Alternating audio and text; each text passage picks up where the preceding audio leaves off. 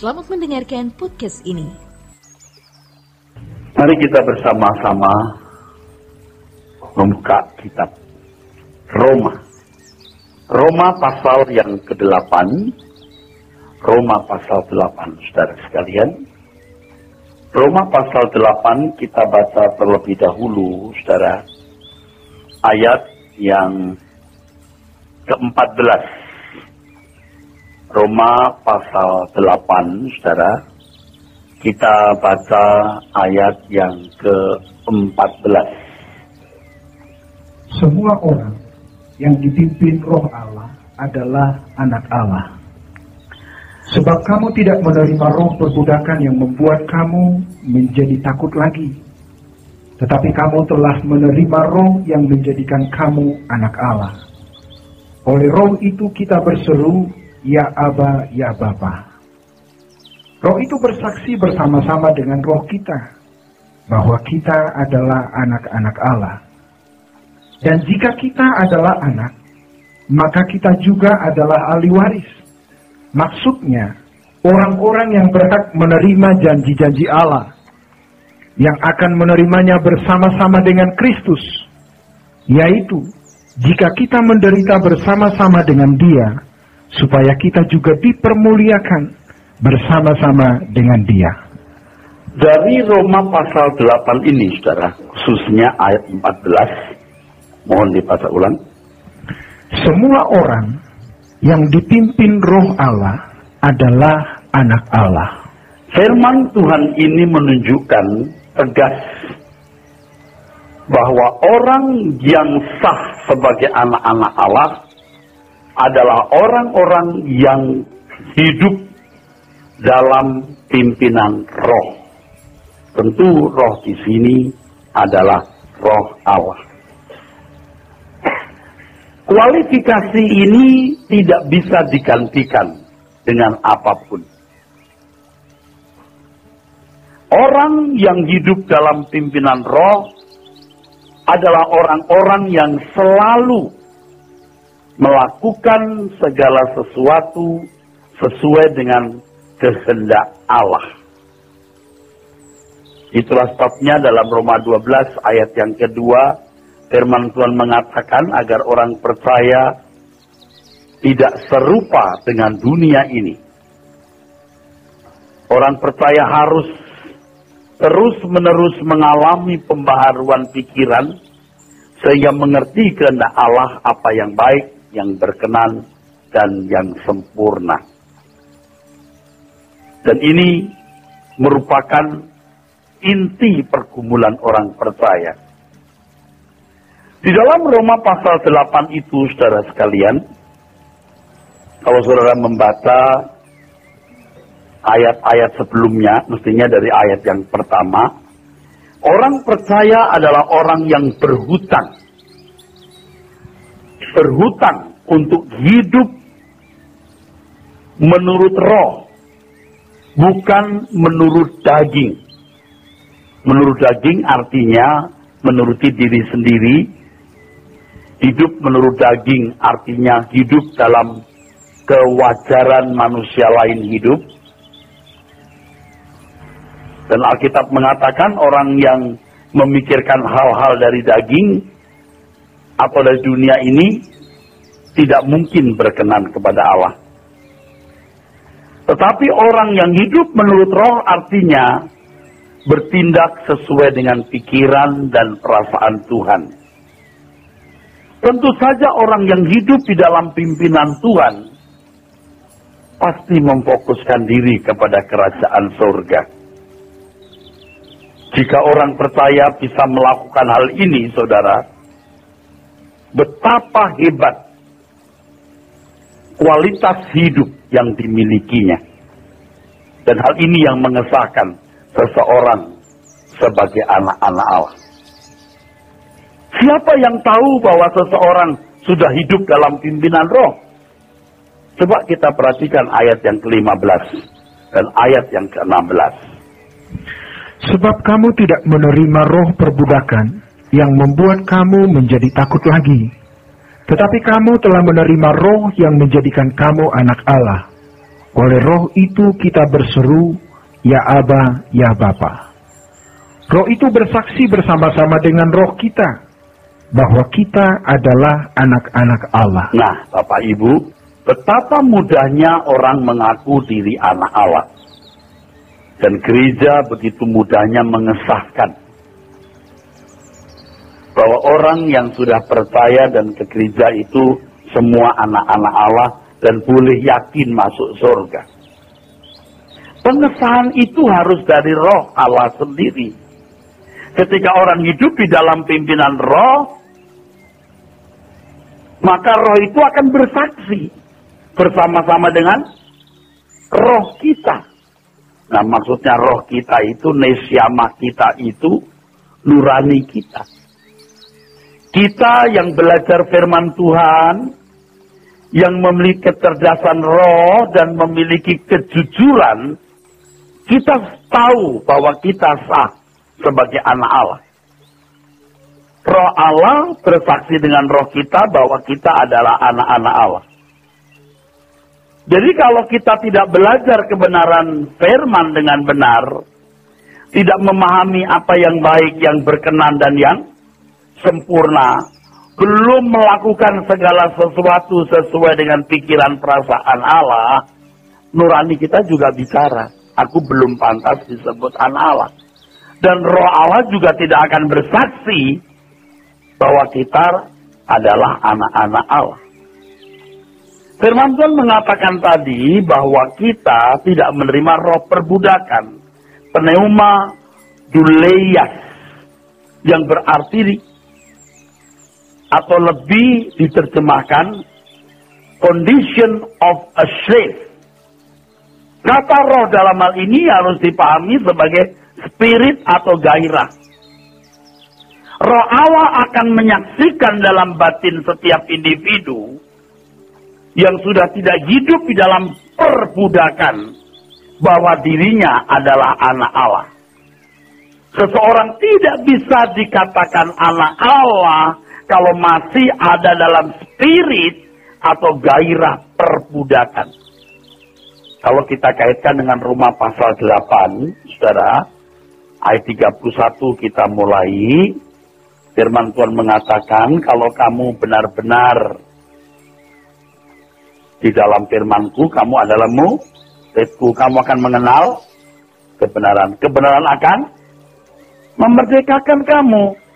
Ini kan sama dengan tidak serupa dengan dunia, mengalami pembaharuan, lalu mengerti kehendak Allah, apa yang baik, yang berkenan, dan yang sempurna. Waktu tadi saya kemukakan, saya belum hubungan ke sini.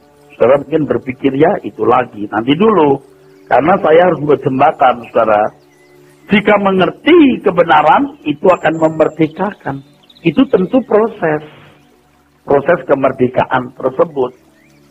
Jadi, orang percaya harus berjuang keluar dari spirit atau gairah, harus keluar dari spirit atau gairah perbudakan itu. Nah, ini bukan satu hal yang mudah, saudaraku sekalian. Ya, jika kita masih ada dalam spirit perbudakan, ya roh Allah tidak akan menyaksikan bahwa kita anak Allah. Jadi orang-orang percaya harus berjuang untuk keluar dari spirit atau gairah perbudakan yang sama dengan hidup dalam daging. Hidup dalam daging artinya hidup seperti kewajaran manusia lain hidup, ya. Hidup menuruti keinginan manusia. Hidup menurut roh, sederhana saja. Hidup sesuai dengan kehendak Allah. Segala sesuatu yang kita lakukan sesuai dengan pikiran dan perasaan Allah. Ini proses juga. Tapi sampai level tersebut baru orang merdeka. Ini perjuangan yang berat, saudaraku. Ya, jadi orang-orang percaya harus berjuang untuk keluar dari spirit atau gairah perbudakan yang sama dengan keluar dari keinginan daging. Itu hutang yang harus kita bayar. Bukan boleh iya, boleh tidak. Tidak boleh. Harus. Itu seperti orang berhutang. Ya. Untuk memahami hal ini nanti kita harus lihat dari ayat 1 ya, saudaraku. Mungkin dibaca dulu sekarang ayat yang pertama dulu. Demikianlah sekarang, terus, tidak ada penghukuman bagi mereka yang ada dalam Kristus Yesus. Tidak ada penghukuman lagi. Nah, ini nanti saya jelaskan secara rinci, ya. Saya ada kesulitan menjelaskan hal ini, saudara, ya. Sebab ayat 1, 2, 3, 4, 5, 6, 7, 8, 9, 10 harus semua diangkat ke permukaan, baru jelas maksudnya. Jadi Roh Kudus itu akan mengevaluasi dan memberikan penilaian jujur. Kalau pendeta gereja tidak bisa memberikan penilaian jujur, dia tidak bisa mengesahkan. Siapa yang tahu bahwa seseorang sudah hidup dalam pimpinan Roh? Tidak ada yang tahu. Roh itu sendiri yang hidup dalam pimpinan Roh adalah anak-anak Allah. Kalau orang tidak hidup dalam pimpinan Roh, Roh Kudus tidak akan menyaksikan. Tidak akan mendeklar. Jadi kalau sampai di akhir zaman Tuhan berkata kepada orang-orang, aku tidak kenal kamu, itu bukan menjebak. Ya, pada satu situasi di mana orang tak dapat memperbaiki diri, baru dikasih tahu, aku tidak kenal kamu. Tidak mungkin. Mestinya jauh-jauh hari orang sudah tahu. Dan kita mestinya haus dan lapar akan kebenaran ketika kita sadar, sebenarnya kita belum pantas jadi anak Allah. Masalahnya orang sering tidak memperkarakan. Orang tidak mempersoalkan. Sampai nuraninya menjadi buta atau kurang cerdas. Ditambah lagi dengan palu yang diketok oleh gereja atau pendeta, kamu anak Allah. Ya sudah. Jadi bodoh, saudara. Terkunci di situ. Dalam hal ini hendaknya tidak mudah seseorang mengaku diri sebagai anak Allah. Hanya merasa sudah percaya dan gereja mengesahkannya. Nah, ini kan seperti menggugat, saudara. Kita kan seperti menggugat kekristenan yang sudah ada dan yang sudah baku, saudara. Kita seperti menggugat ini. Karena sebutan anak Allah itu begitu mudahnya. Sebutan anak Allah itu begitu murahnya. Sebutan anak Allah itu begitu gampangnya selama ini. Easy to say. Gampang mengatakan ini anak Allah. Padahal anak Allah itu orang yang dipimpin Roh Allah. Coba kita lihat Roma pasal 8 dari ayat 1, lalu ayat-ayat berikutnya, saudara sekalian. Ya, ayo dibaca. Demikianlah sekarang tidak ada penghukuman bagi mereka yang ada di dalam Kristus Yesus. Terus. Roh yang memberi hidup telah memerdekakan kamu dalam Kristus dari hukum dosa dan hukum maut. Sebab apa yang tidak mungkin dilakukan hukum Taurat karena tak berdaya oleh daging, telah dilakukan oleh Allah dengan jalan mengutus anaknya sendiri dalam daging, yang serupa dengan daging yang dikuasai dosa karena dosa. Ia telah menjatuhkan hukuman atas dosa di dalam daging, supaya tuntutan hukum Taurat digenapi di dalam kita, yang tidak hidup menurut daging tetapi menurut Roh. Nah, begini saudara.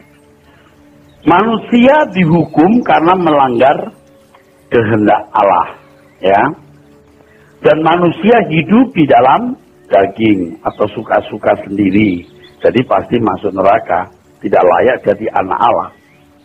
Tuhan Yesus taat kepada Bapa sebagai anak Allah. Ia tidak bercelah. Tetapi dia dihukum. Dia memikul hukuman yang mestinya kita pikul. Jadi kita dianggap tidak bersalah. Sebab Tuhan Yesus yang melakukan hukum, Tuhan Yesus yang melakukan hukum malah dihukum. Tuhan Yesus yang melakukan kehendak Allah malah dihukum. Kita dimerdekakan. Nah, kemerdekaan ini bukan kesempatan kita boleh rileks. Kita dimerdekakan itu, saudaraku sekalian, dan menerima roh Allah itu, supaya kita hidup menuruti roh.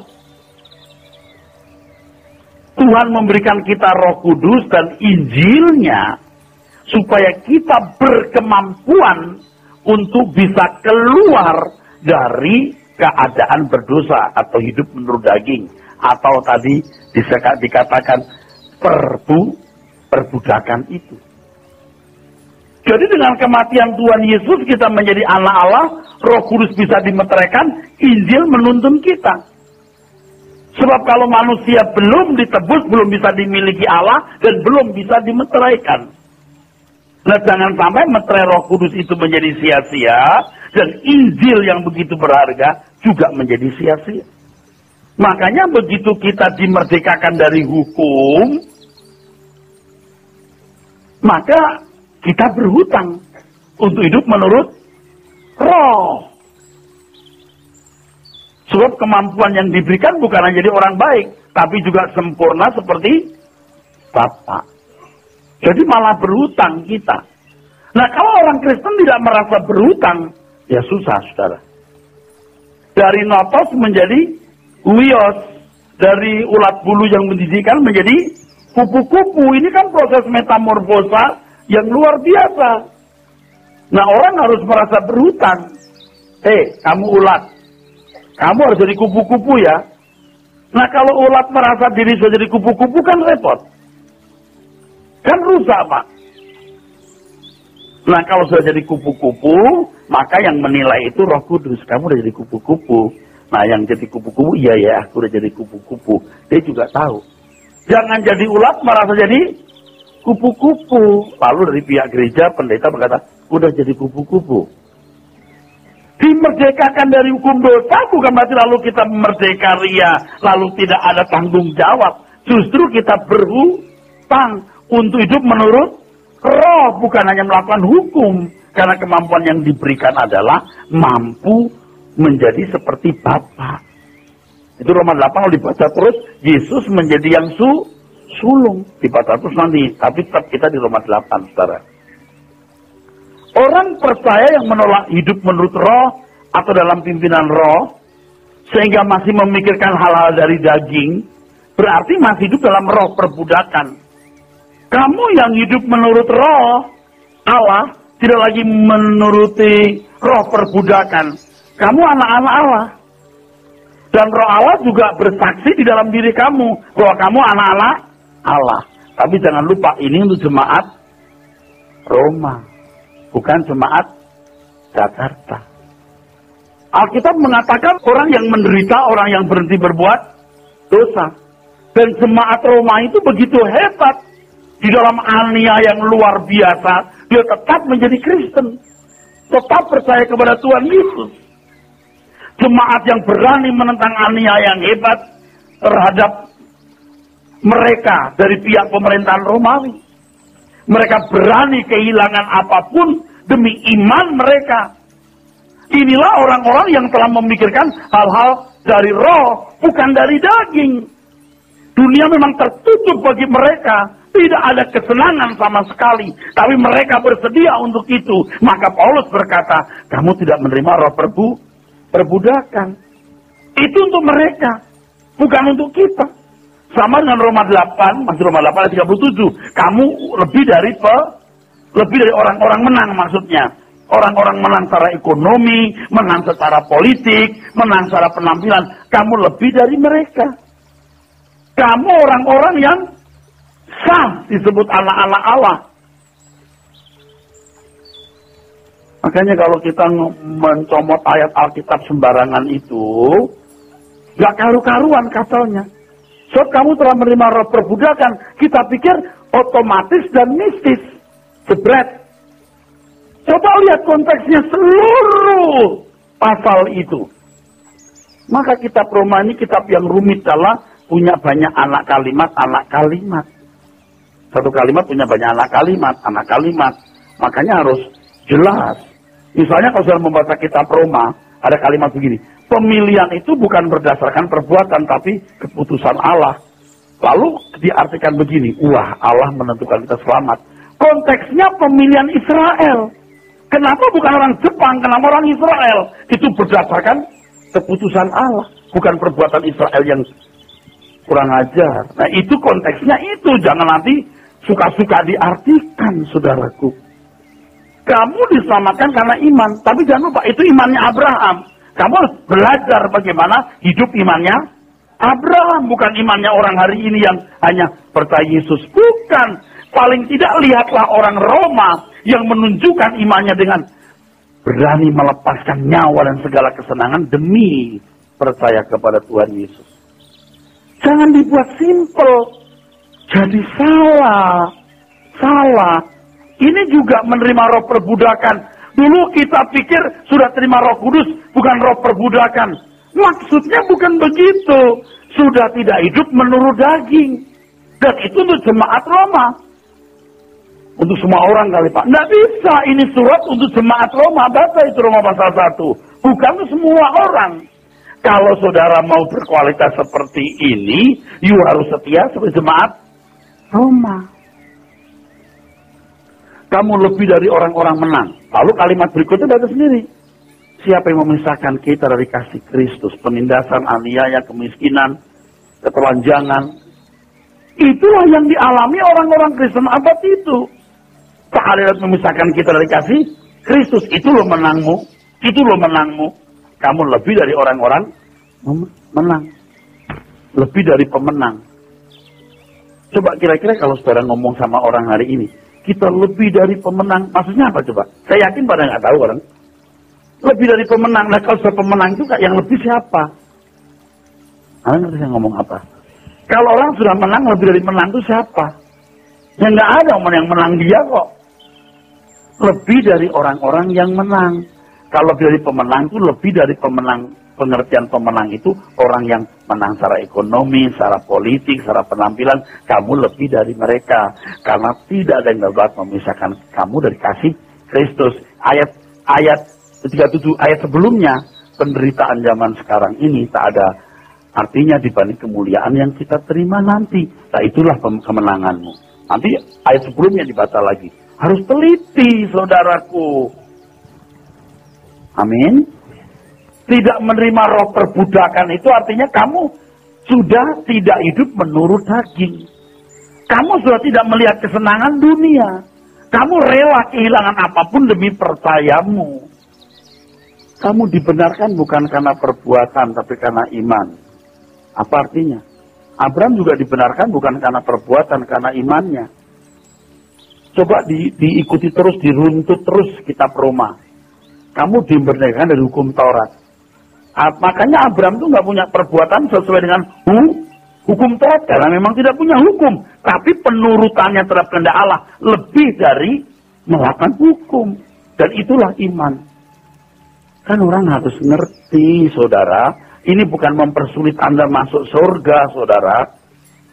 Orang-orang yang menang maksudnya adalah orang-orang Roma yang lebih dari hal kekayaan, lebih menang dari soal kedudukan dan kehormatan.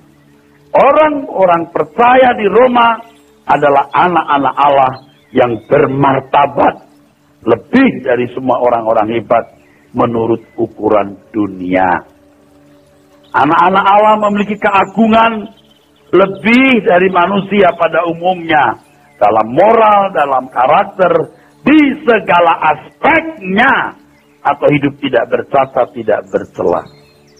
Nah, tidak banyak orang mencapai level ini sebab memang sulit, dan Tuhan Yesus berkata itu jalan sempit. Jalan sempit, hitung dulu anggarannya, lepaskan dirimu dari segala milikmu. Itu kan tidak perlu ditafsirkan rumit-rumit. Pengertiannya jelas, ikut Tuhan Yesus berat, itu aja. Dulu berat Pak, sekarang tidak berat, tidak mungkin. Normatif yang tidak berubah. Nah, dalam Roma 8 ayat yang ke-16, baca dulu Pak. Lalu 17, supaya nyambung. Roh itu bersaksi bersama-sama dengan roh kita, bahwa kita adalah anak-anak Allah. Dan jika kita adalah anak... Nah, dengarin. Bahwa kita adalah anak-anak Allah. Terus, Dan jika kita adalah anak, Ya, maka kita juga adalah ahli waris. hebat loh. Disamakan, disejajarkan dengan Tuhan Yesus dalam mewarisi apa? Terus baca. Maksudnya, orang-orang yang berhak menerima janji-janji Allah, Terus, yang akan menerimanya bersama-sama dengan Kristus, yaitu jika kita yaitu jika. Jadi kalau kamu hidup menurut pimpinan roh, kamu tidak hidup dalam daging, kamu tidak mencari kesenangan dunia, kamu tidak menerima roh perbudakan, kamu melepaskan diri dari kesenangan dunia, dan yaitu jika kita menderita bersama-sama dengan Dia. bagaimana Anda mau menderita bersama-sama dengan Tuhan kalau masih menikmati dunia? Saya kasih tahu ya, hanya orang yang tidak menikmati dunia yang dinikmati Tuhan. Hanya orang yang menikmati Tuhan yang dinikmati oleh Tuhan. Sekarang saudara pikir, bagaimana sih menikmati Tuhan itu? Nah, seringkali kita ini cuma ada di dalam fantasi. Engkau indah Tuhan, luar biasa. Dan itu dalam kebaktian. Tahu nggak caranya menikmati Tuhan? Satu, mengagumi firman-Nya. Betul? Mengagumi firman-Nya, berubah cara berpikirnya, dan tidak berbuat dosa. Artinya hidup benar. Dan yang terakhir, merindukan langit baru, bumi baru. Sudah. Tuhan baru bisa menikmati orang seperti ini. Emangnya Tuhan mau menikmati apanya dari kita, bro? Menikmati batin kita yang mencintai Dia. Apa itu mencintai Tuhan? Ya tadi itu. Mencintai firman-Nya, berubah pola pikir kita. Dia mengagumi, mencintai, berubah pola pikir, melakukan kehendak Tuhan.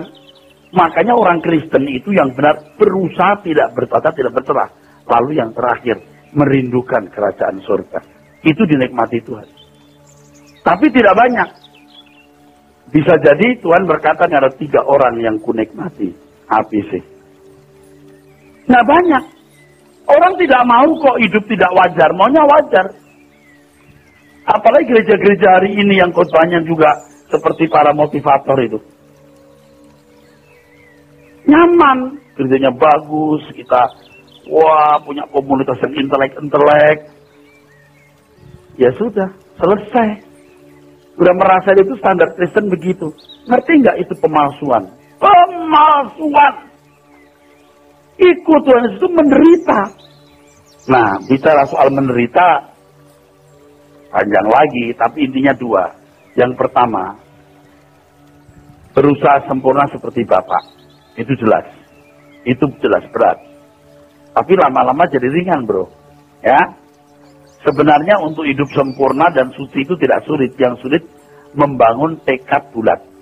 Kalau tekad jadi bulat, jadi ringan. Percaya. Betul? Tekadnya ini loh. 2. Penderitaan itu karena kita mengusahakan orang lain untuk sempurna. Apapun Anda bayar harganya. You bayar harga keselamatan jiwa orang lain.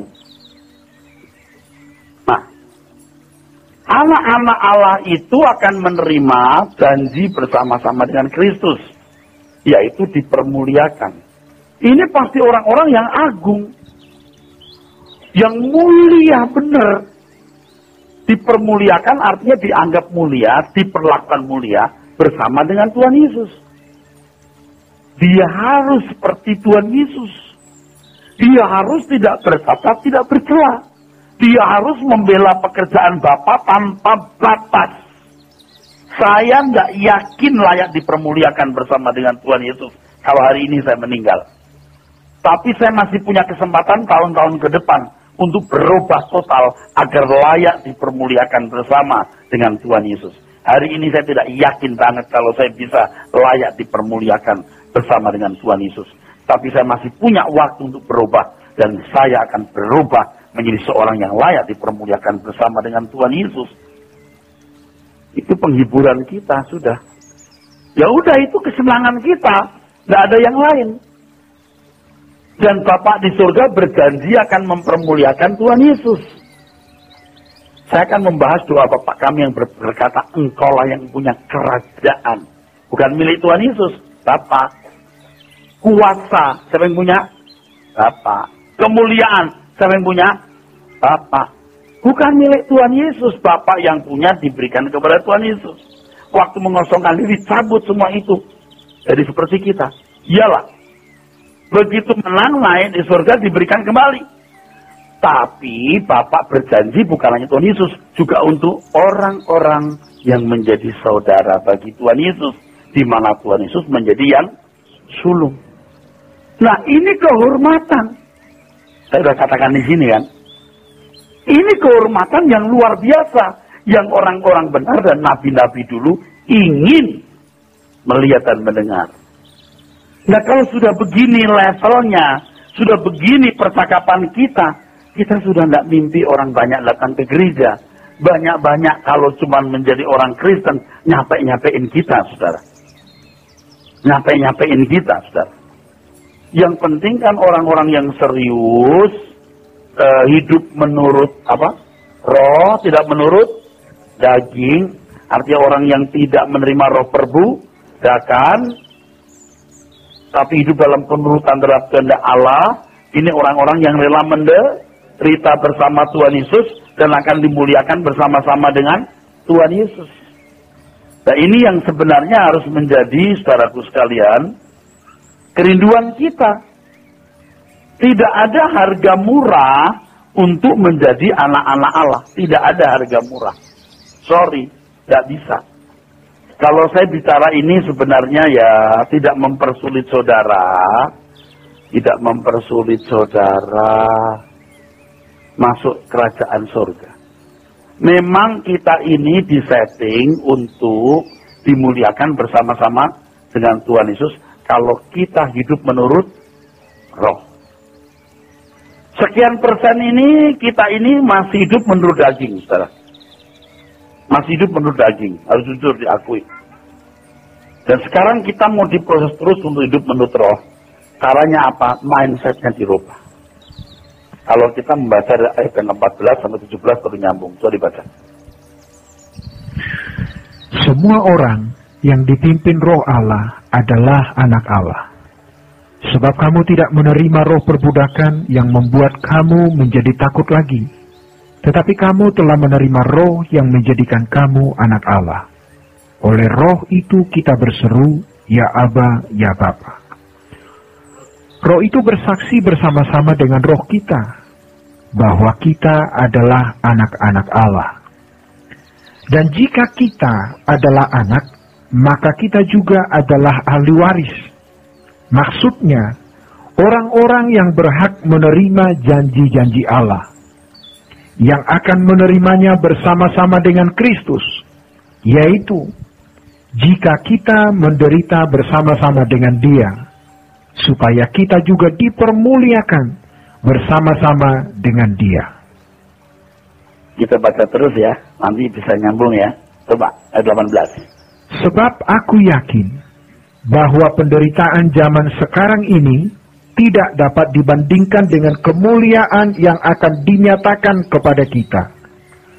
Sebab dengan sangat rindu, seluruh makhluk menantikan saat anak-anak Allah dinyatakan. Makhluk ini anggota masyarakat. Ada jeritan banyak manusia. Kok sengsara begini ya hidup ya. Paham gak, saudara? Makhluk itu. Itu bukan kucing, monyet, anjing, kodok. Bukan.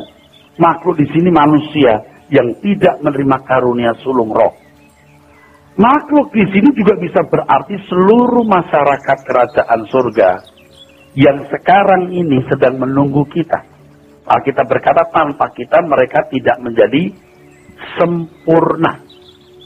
Ibrani pasal 11. Tanpa kita mereka tidak sempurna. Itu Ibrani pasal 11, ayat-ayat terakhir. Lalu Ibrani 12, ayat 1, perlombaan yang diwajibkan bagi kita supaya kita menjadi anak-anak Allah yang sempurna seperti Tuhan Yesus. Kalau dididik jadi anak, kalau nggak dididik anak gampang, betul? Jelas, begitu clear kebenaran ini, clear. Teruskan. Karena seluruh makhluk telah ditaklukkan kepada kesia-siaan, bukan oleh kehendaknya sendiri, tetapi oleh kehendak Dia yang telah melakukannya. Iya, sudah begitu hukumnya, tidak bisa tidak. Karena kesalahan Adam ya semua harus kena. Mereka juga tidak ingin sebenarnya begini. Terus kan? Tetapi dalam pengharapan, karena makhluk itu sendiri juga akan dimerdekakan dari perbudakan kebinasaan dan masuk ke dalam kemerdekaan kemuliaan anak-anak Allah. Iya, nanti. Teruskan. Sebab kita tahu bahwa sampai sekarang segala makhluk sama-sama mengeluh dan sama-sama merasa sakit bersalin. Terus. Dan bukan hanya mereka saja, tetapi kita yang telah menerima karunia sulung roh. Nah, karunia sulung roh. Menjadi umat pilihan itu mahal. Saya bicara di sini minggu lalu. Betul. Mahal. Bisa mendengar Injil, punya potensi, waktu, kesehatan, uang. Betul nggak? Hidup di zaman perjanjian baru. Ini mahal. Kita punya karunia sulung roh. Jangan seperti Esau yang menukar kesulungan dengan semangkok makanan. Itu Ibrani 12. Konteksnya juga mengenai jadi anak bapak. Oke? Sinkron. Benar. Tidak dibuat-buat. Maka ayat berikutnya kemudian kamu lebih dari orang-orang menang. Mereka jadi jagoan cuma di bumi 70 tahun. Tapi kamu akan dimuliakan di kekekalan. Kamu lebih dari mereka. Itu maksudnya. Jangan sepotong diambil dong. Saudara mengerti? Mengerti saudara? Jangan sepotong diambil. Orang-orang yang dipimpin roh Allah adalah anak-anak Allah. Kata dipimpin ago. Yang artinya dipimpin dengan berpegangan tangan atau berjalan bersama menuju suatu arah tertentu. Nah kalau orang masih mengikuti keinginan daging, tujuannya apa? Ya bagaimana hidup wajar di dunia, menikmati dunia ini, kalau mati masuk surga. Itu nggak punya arah. Arah itu harus mulai sekarang berjuang. Bagaimana mengerti kehendak Allah, melakukan kehendak Allah, menderita untuk Dia. Jelas arahnya. Maka dipimpin Roh Kudus bukan sesuatu yang sederhana. Membutuhkan atau menuntut kesediaan seseorang mengubah seluruh cara berpikir agar arah hidupnya seiring dengan Roh Kudus. Dan pimpinan Roh Kudus bukan pemaksaan. Kalau seseorang bersedia dipimpin, maka ia akan hidup dalam pimpinan. Tapi kalau menolak, ia tidak akan dipimpin. Ingat Kejadian 6 ayat 1-4. Roh Allah masih mau pemimpin anak-anak Allah. Anak-anak Set maksudnya. Mereka menolak, undur. Daging adanya kok. Daging adanya. Betul? Sekarang roh Allah dimeteraikan, diberi Injil. Sekarang kau mau pilih, hidup dalam daging atau dalam roh. Kalau menurut daging adanya, roh Allah juga undur dari orang-orang itu. Amin. Ini mah clear, tidak dibuat-buat saudara. Doktrin yang nggak dipaksakan. Nah kalau kita baca ayat-ayat per ayat, ya waktunya nggak cukup. Pertanyaan saya katakan ini benar. Bahkan di Kejadian pasal 6, roh Allah undur karena anak-anak Allah itu keturunan Set. Dipimpin oleh roh Allah. Bagaimana roh Allah tetap memimpin anak-anak Set. Betul nggak? Luar biasa. Walaupun Adam sudah salah, tapi Tuhan masih beri kesempatan anaknya loh. Allah tidak bisa dipersalahkan. Aku berusaha memimpin. Faktanya mereka tidak nurut. Jadi kalau anak-anak Allah ditinggalkan sehingga menjadi anak manusia, bukan salah Tuhan. Karena memang manusia tidak mau dipimpin. Ketika roh Allah dimeteraikan lagi, Roh Kudus dimeteraikan, lalu diberi Injil, sekarang kau boleh pilih pohon kehidupan, Injil, atau pohon pengetahuan yang baik dan jahat. Apa? Suara dunia. Pilih lagi. Sama. Maka kalau saya menjelaskan soal cerita Adam dan Hawa, implikasinya jelas. Itu bukan sekedar pohon yang dimakan. Kalau mata terbuka. Nggak ada ceritanya makan rumah besar terbuka. Itu mitos. Tidak begitu pengertian mestinya. Roh Allah tidak bisa mencegah ketika anak-anak Allah tidak mau menuruti kehendak roh. Sekarang kita anak-anak Allah dimeteraikan kembali. Ada Injil, ada pohon kehidupan sekarang. Ada pohon pengetahuan yang baik dan suara dunia. Sekarang mana yang kamu mau konsumsi? Kalau mau mengkonsumsi kebenaran, nah itulah pembaharuan pikiran supaya mengerti kehendak Allah, apa yang baik, yang berkenan dan yang sempurna. Supaya kamu tidak terjual di bawah perbudakan dosa, tidak menerima roh perbudakan. Nah, orang-orang Roma waktu itu berani mempertaruhkan hidup demi imannya. Nah, mereka lah orang-orang yang tidak menerima roh perbudakan. Tentu banyak yang menyangkal dan meninggalkan imannya. Makanya untuk memahami pengertian dipimpin oleh roh Allah, hendaknya kita meneliti Roma pasal 8 dari ayat 1 yang tadi kita baca. Bagi orang yang percaya, penyelamatan oleh korban Tuhan Yesus memberikan kemerdekaan. Artinya, orang percaya tidak lagi hidup di bawah hukum dosa atau hukum maut. Orang percaya adalah orang-orang yang berkeadaan bisa menjadi manusia sempurna seperti Tuhan Yesus. Bisa berkeadaan di mana Tuhan Yesus menjadi yang sulung. Tapi kalau dulu di bawah hukum dosa atau hukum maut, artinya masih masuk neraka. Pasti nggak bisa. Tapi dengan kedatangan Tuhan Yesus, kamu dimerdekakan dari hukum dosa hukum maut. Artinya bisa menjadi manusia sempurna seperti Tuhan Yesus. Bukan otomatis pasti menjadi sempurna atau pasti masuk surga. Hukum dosa hukum maut itu hanya memberi peluang. Anda bisa sempurna seperti Tuhan Yesus. Bukan otomatis tidak masuk neraka. Makanya Bapak Ibu harus tahu, sebelum ada pengorbanan Tuhan Yesus, manusia tidak bisa berkeadaan seperti ini. Semua ada di bawah hukum dosa dan maut. Tuhan Yesus menggenapi apa yang seharusnya dilakukan oleh Adam. Tetapi dia harus memikul kesalahan atau betul hukuman atas apa yang dia tidak lakukan. Dalam hal ini, tuntutan keadilan dipenuhi. Setiap kesalahan harus menerima hukuman, betul? Itu hukum keadilan kan? Dan Allah dipuaskan oleh hal itu. Dan manusia dimerdekakan.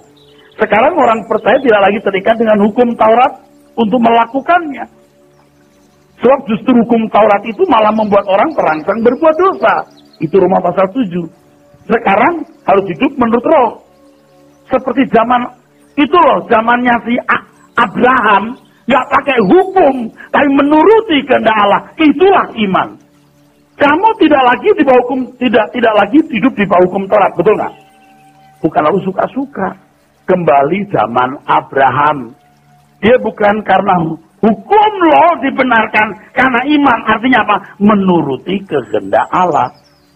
Justru karena hukum itu merangsang orang berbuat dosa.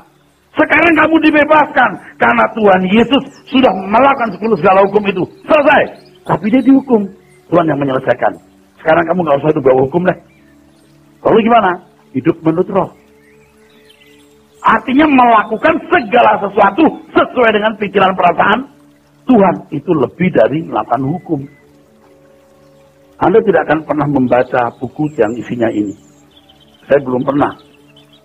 Saya mengerti kitab Roma dengan dari cara pandang ini. Saya takjub. Kitab Roma itu luar biasa. Tapi orang udah salah kaprah, Pak. Dibenarkan bukan karena perbuatan, karena iman. Lalu, ya udah, nggak boleh. Perbuatan itu menyelamatkan. Itu teologinya Pak Eras itu anugerah plus. Anugerah plus perbuatan baik. Ya saya diem saja. Kenapa? Ya saya ngadepin orang tidak ngerti susah. Kalau dia duduk manis di sini ngerti nggak? Ngerti. Herannya ini tidak dipahami oleh banyak teolog. Buku-buku teologi ya rata-rata salah. Saya bukan sok pinter. Memang yang benar begitu. Amin. Sekarang ketika kita belajar mengenai penyelamatan oleh iman, Tuhan memeteraikan kita dengan Roh Kudus. Roh Kudus membuat kita menjadi milik Kristus. You sekarang milik Kristus. Kalau you milik Kristus, you harus hidup seperti Kristus. 9, Pak. Coba. Tetapi kamu tidak hidup dalam daging, melainkan dalam roh. Jika memang roh Allah diam di dalam kamu, Ya. tetapi jika orang tidak memiliki roh Kristus, ia bukan milik Kristus. Ini ya ayat demi ayat mesti diuraikan dengan jeli. Saya ini tidak punya waktu secara detail. Kan tadi saya katakan, aduh gimana yang jelasin. Betul nggak saudara? Saya itu udah pikir gimana jelasin. Tapi saya membuat summary ini. Setiap orang percaya harus hidup dalam pimpinan roh. Itu hutang. Tadi Roma 8:12. Betul nggak? Kamu jadi milik Kristus harus hidup seperti dia hidup. Kalau kamu ditebus, kamu menjadi miliknya dan kamu berhutang untuk hidup menurut roh. Hal ini jelas. Jadi saudara-saudara, kita adalah orang berhutang.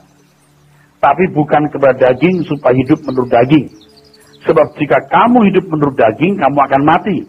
Tapi jika oleh roh kamu mematikan perbuatan-perbuatan tubuhmu, kamu akan hidup. Waduh, perbuatan-perbuatan tubuhmu. Hebat kan saudaraku. Itu kesempurnaan yang luar biasa karena roh Allah kan menuntun. Tapi nggak cukup. Harus ada Injil. Injil itu kuasa Allah. Roma 1 ayat 16-17. Yang buat orang mengerti kehendak Allah apa yang baik, yang berkenan dan yang sempurna. Dan kalau kita menghayati kita milik Tuhan, Dia telah menebus kita. Wah saudara, apapun kita lakukan. Jadi kemenangan Tuhan Yesus itu membuka pintu supaya kita juga bisa ikut menang. Bukan ikut-ikutan menang. Karena dia menang, kita ikut menang. Loh, yang sekolah siapa? Yang wisuda siapa? Yang pertandingan bulu tangkis siapa? Yang dapat piala siapa? Jelasnya. Amin. Luar biasa kan firman Tuhan itu. Pikiran Paulus harus dipahami. Kalau hanya melihat terjemahan bahasa Indonesia, bahkan terjemahan bahasa Yunani, tetap bingung. Tetap bingung. Tapi kalau menemukan kliknya, bukan rahasia firman Tuhan, plus clear, benar. Sekarang kalau sudah memperhatikan ya ayat yang 14-15 saja, itu juga ada kliknya yang luar biasa. Baca 14 coba. Semua orang yang dipimpin roh Allah adalah anak Allah. Ya, terus? Sebab kamu tidak menerima roh perbudakan yang membuat kamu menjadi takut lagi. Tetapi kamu telah menerima roh. Nah, kamu telah menerima roh. Artinya pimpinan roh. Amin. Orang harus ngerti. Jiwanya, kamu telah menerima roh. Pimpinannya, bukan roh. Nggak make sense. Ulangi coba kalimatnya.